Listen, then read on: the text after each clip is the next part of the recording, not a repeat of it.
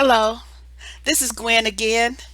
Today is Tuesday, August the 29th at 2017, and the time is about 11:30 p.m.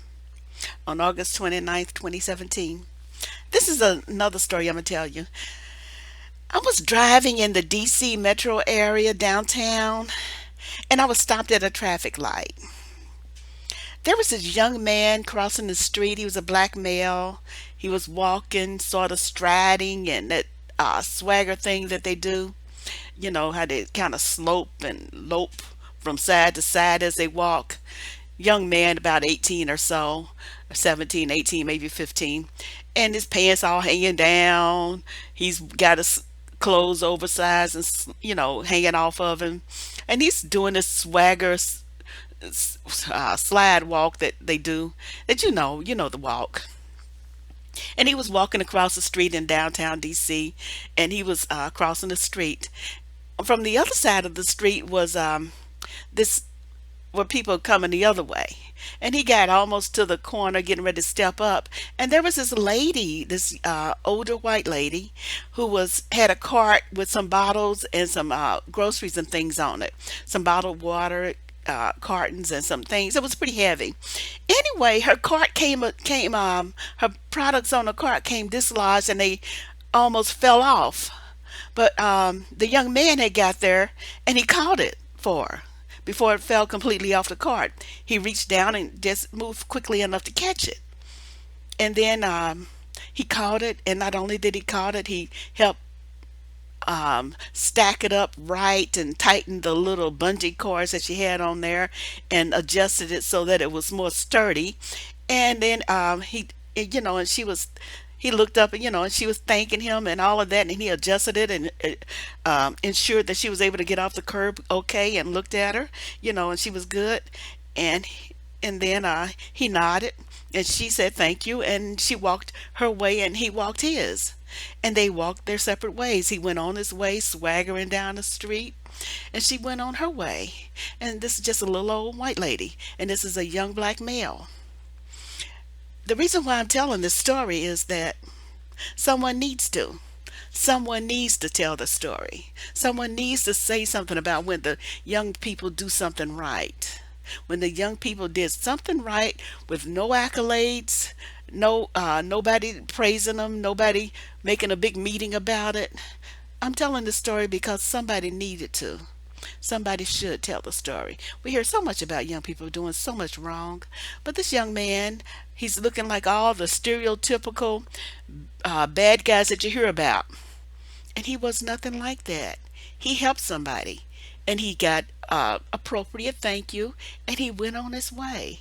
He didn't do anything wrong. He did things absolutely right, like a decent human being should. Any decent human being would help the lady.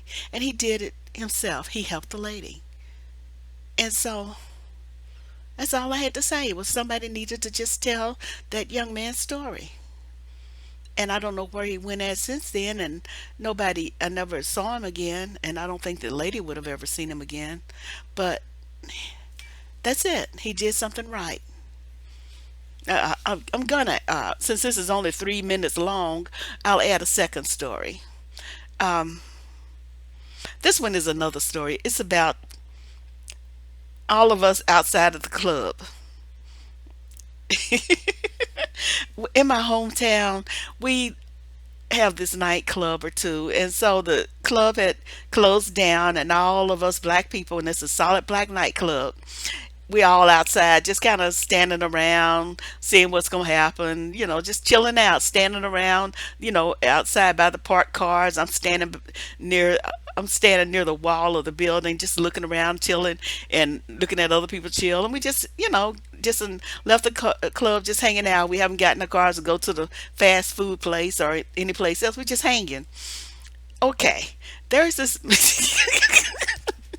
Okay, there's this white male that come down the street, right?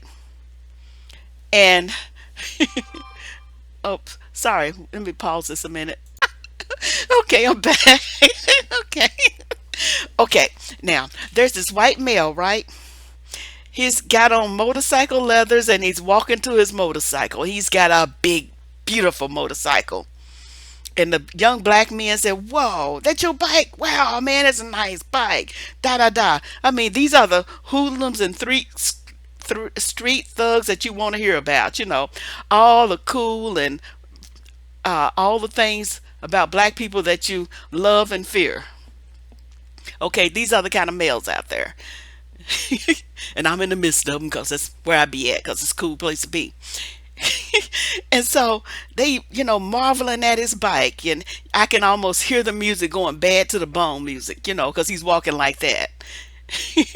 I don't know whether he was nervous about walking up into nearby a crowd of black people outside the club, but he was coming down the street from another facility down further down the way, and he was just by himself in the middle of the night, like 2 or 3 or 4 o'clock in the morning, outside the club, and he's walking among a bunch of black people to get to his motorcycle. And the cool men just started marveling, saying nice things about his bike, his motorcycle, right? Oh, you can tell he's bad to the bone, and I can just hear the music. I mean, bad, bad, bad, bad, bad to the bone. You can just hear that music in the background as he's walking. And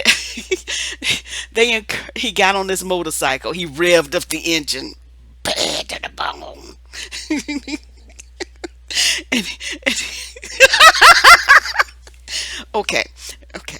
Now he's revved up the engine. They marveled and encouraged that, and he made all kind of noises, and they encouraged that. And then they encouraged him when he got ready to take off. He was gonna peel off. And they said, "Can do a Willie, do a Willie, do a Willie, Papa Willie." So he raised up on it, and the front wheel came off, and he made that noise, and then the motorcycle got out of control.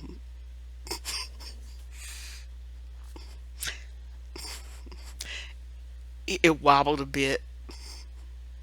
And he said, "Oh no!" The crowd go, "Oh no, he gonna, oh man, look at." And then he fell off the motorcycle. He fell ugly off the motorcycle.